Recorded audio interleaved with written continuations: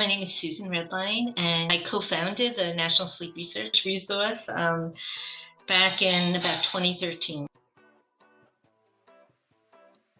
The Shine was an infant cohort that two of my collaborators, Dr. Elsie Taveras, Dr. Kristen Davison, and I developed a number of years ago to ask questions about how sleep in very early life, that is in infancy, may influence the overall development of children, and particularly whether sleep is related to weight gain or obesity from ages 1 month to 2 years of age.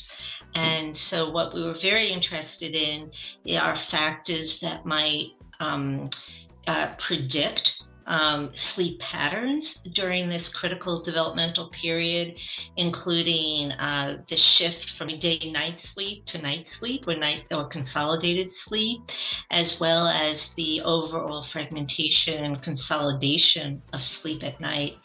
And looking at a number of factors that range from socioeconomic factors, parenting stress, neighborhood-related problems, as well as infant practices like breastfeeding and diet. And again, specifically to track these infants over time by measuring their sleep-wake using ectographs on their ankles at really very early on. And so at 1 month, 3 months, 6 months, 12 months, and 2 years, in order to look at how those sleep patterns changed, as well as how those changes corresponded with changes in weight.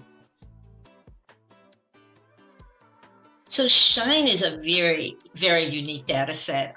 In fact, when we started collecting data, very early in infancy, my first concern was we were not going to be able to reliably measure sleep wake in a 3-month-old.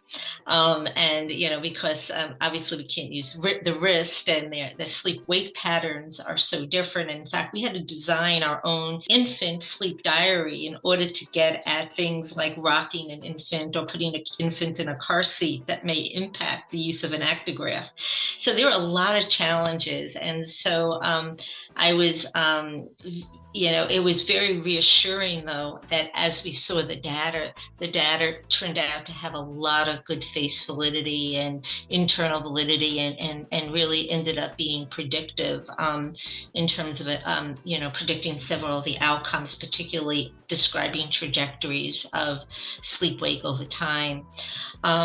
So what I'm really excited about is, since the data are so unique, what the rest of the community might do with it. In fact, we've spent so much time really but really processing the data and doing quality control, that right now there's a lot of very interesting things that the community may want to do by further looking at novel ways to think about the 24-hour sleep-wake cycle of an infant, how it changes during development, how other factors may influence that developmental process, and how it may relate to some outcomes like what we were interested in, weight and cognition.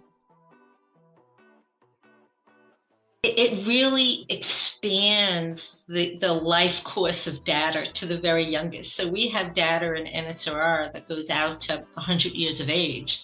And we have much less data in pediatrics, although we do have data in middle school children, and we have some clinical data on infants, but very, very little and very selected. So this is a community-based sample that's getting us down to 3 months of age.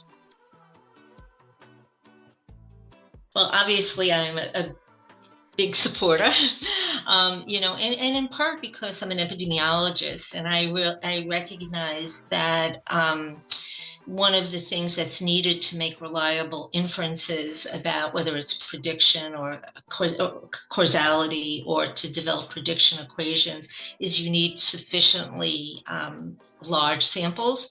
You need them to be diverse. You need them to be representative of a target population you're interested in.